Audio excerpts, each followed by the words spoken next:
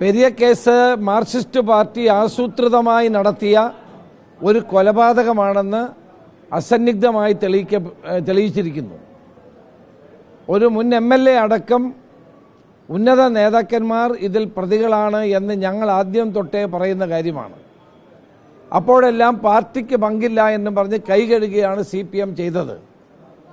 ഈ അരുൺ കൊലയ്ക്ക് നേതൃത്വം കൊടുത്ത CPMന്റെ മുഴുവൻ പ്രതികളെയും നിയമത്തിൻ്റെ മുമ്പിൽ കൊണ്ടുവരുന്നത് വരെയുള്ള നിയമ പോരാട്ടങ്ങളുമായി തന്നെ മുന്നോട്ട് പോകണം എന്നുള്ളതാണ് എൻ്റെ അഭിപ്രായം.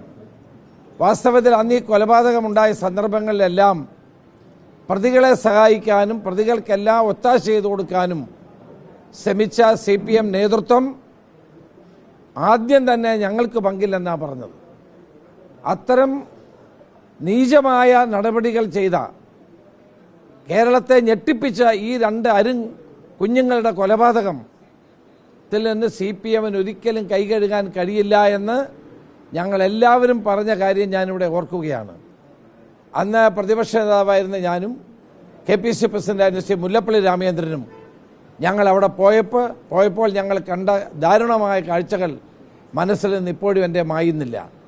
2 കുഞ്ഞുങ്ങളുടെ കൊലപാതകത്തിന് നേതൃത്വം കൊടുത്ത പാർട്ടി, ആ പാർട്ടിയെ ആ പ്രതികളെ സംരക്ഷിച്ച പാർട്ടി, ആ പാർട്ടിക്ക് ഇനിയും പ്രതികളുണ്ട്. അവരെ വെറുതെ വിടുന്നതിനോട് പൂർണ്ണമായ നീതി നടപ്പായി എന്ന് നമുക്ക് പറയാൻ കഴിയില്ല. അതുകൊണ്ട് നിയമപരമായ മറ്റ് നടപടികൾ ബന്ധപ്പെട്ടവരുമായി ആലോചിച്ച് മുന്നോട്ട് പോകും എന്ന് തന്നെയാണ് എനിക്ക് പറയാനുള്ളത്.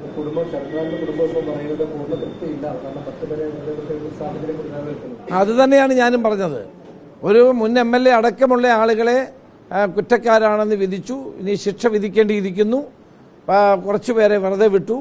അപ്പോൾ അതിനെതിരായി എന്ത് ചെയ്യണം ആ കുടുംബവുമായിട്ട് ആലോചിച്ച് പാർട്ടി കൂടി ആലോചിച്ച് അത് വേണ്ട നടപടി സ്വീകരിക്കും എന്നാണ് എൻ്റെ വിശ്വാസം. ഏതായാലും ഭീകരന്മാർ ചെയ്യുന്ന രീതിയിലാണ് 2 ചെറുപ്പക്കാരെ അവിടെ കൊലപ്പെടുത്തിയത്.